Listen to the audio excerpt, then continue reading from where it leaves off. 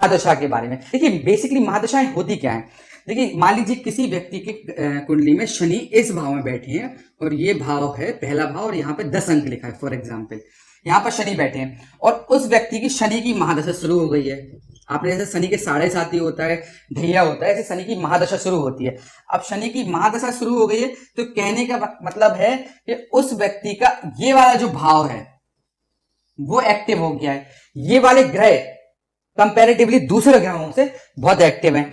अब ये जहां पर दृष्टि डाल रहे हैं, जो मैंने पिछले वीडियो में आपको बताया था, जैसे शनि की 1, 2, तीसरी दृष्टि है, 7वीं दृष्टि है और 10वीं दृष्टि है, तो जो दृष्टियां डाल रहे हैं उन पे भी उसको इंपैक्ट कर रहे हैं, पॉजिटिव वे में या नेगेटिव वे में, दोनों वे में, पर डिपेंड करता है कि अभी ये वाला भाव सबसे ज्यादा एक्टिव है इस समय।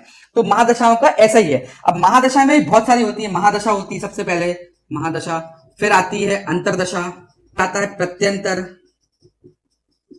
फिर सूक्ष्म अंतर, फिर अणु अंतर। इनका असर रहता है कि इसका 100% होगा, इसका 75-60% होगा, इसका 40-30% होगा, इसका 25 से 20-15% होगा, इसका 10 से 5% होगा। इसे डिपेंड करता है कि वो, अब जैसे मान लीजिए शनि की महादशा में मान लीजिए शुक्र की अंतरदशा आ गई है।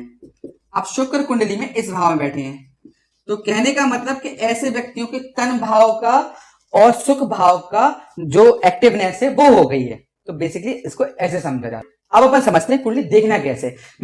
तो सबसे पहले हमें पहला देखना है कि पहले भाव में अंक कौन सा लिखा है। तो पहले भाव में 12 अंक लिखा है, तो 12वीं राशि कौन सी है? मीन राशि।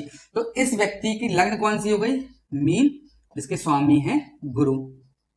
ठीक है, अब अपन को निकालना है राशि कौन सी है। तो राशि निकालने के लिए सिंपल सा फंडा बताया था कि चंद्र जहां पर बैठे हो वहां पर जो भी अंक लिखा हो वो व्यक्ति की राशि होगी। तो यहां पर चंद्र 6वें भाव में 5वीं राशि बैठे, 5वीं राशि है सिंह राशि, तो इस व्यक्ति की राशि हो गई सिंह और स्वामी हो गए सूर्य। अपन को लग्न मिल गई है, अपन को राशि मिल गई है। अब अपन कुंडली का बेसिक विश्लेषण करेंगे। तो देखिए लग्न का स्वामी, लग्न के स्वामी कौन है? 12वीं राशि मीन राशि, जिनके स्वामी है गुरु। लग्न के स्वामी कुंडली में अष्टम भाव में बैठ गए। अष्टम भाव है रोगों का, यहां पर गुरु बैठ गए।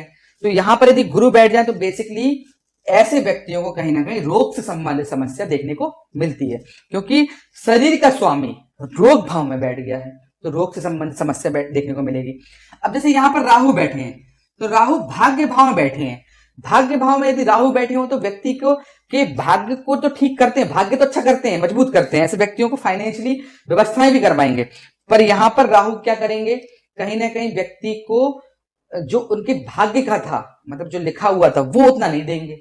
कहने का मतलब कि जिन्होंने पिछले जन्म में जो भी अच्छे कर्म किए होंगे उसका फल इस जन्म में नहीं देंगे यदि राहु भाग्य भाव में बैठ जाए तो। अब यदि अपन देखें एक चीज और, देखिए मंगल बैठे हैं इस वाले भाव में, 8वें वाले भाव में, और मंगल की दृष्टि देखिए 1, 2, 3, 4, 5, 6, 7। मंगल पहली राशि में दृष्टि कर रहे हैं। अब दृष्टि कर रहे हैं तो मंगल की पहली राशि कौन सी है?